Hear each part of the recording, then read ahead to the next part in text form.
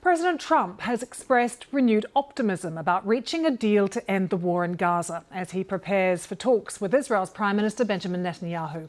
In a social media post, Truth Social, President Trump said there's a real chance for greatness in the Middle East as he hinted at something special.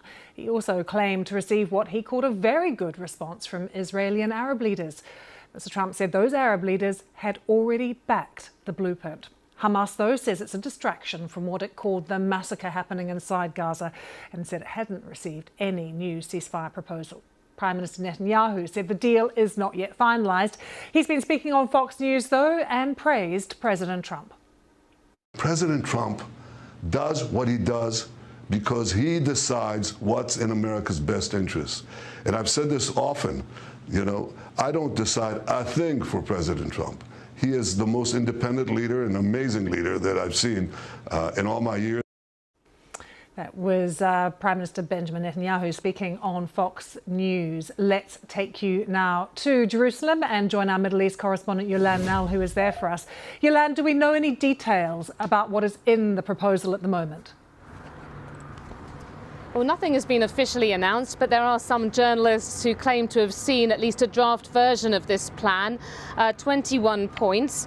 And they're saying basically that the Israeli military offensive would stop immediately once an agreement was reached, that then you would have within 48 hours all of the remaining hostages. There are 48 of them, 20 of whom are still believed to be alive, and they would be returned. The remains of the others would be returned as well.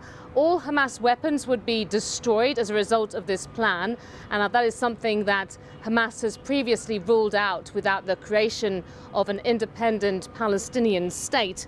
And the fighters from Hamas that are committed to what's described as peaceful coexistence would be allowed to stay, and others would be allowed to leave if they chose. No Gazans in general would be forced to leave under this plan, so that is a big departure from what President Trump was talking about way back in February of this year, when he put forward his idea of creating a Riviera coastal resort in Gaza with a US takeover and Palestinians leaving, all 2 million of them.